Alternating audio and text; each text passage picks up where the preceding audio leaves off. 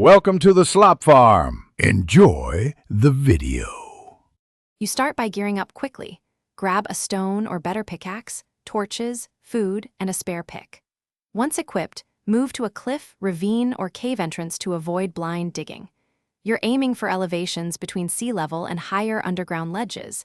These layers contain the densest, most accessible iron.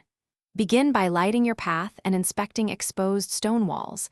Iron often appears in clusters along cave ceilings and walls. Make sure to mark the entrance so you can return with ore efficiently.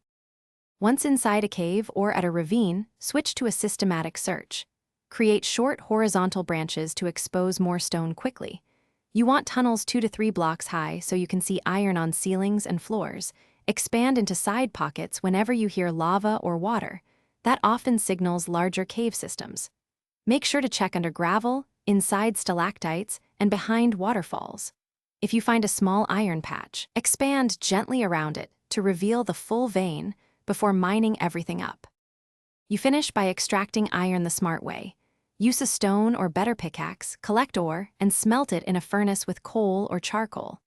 Once done, organize inventory so you don't drop ores into lava. Crouch while mining over exposed gaps to stay safe. If you consistently find no iron, relocate.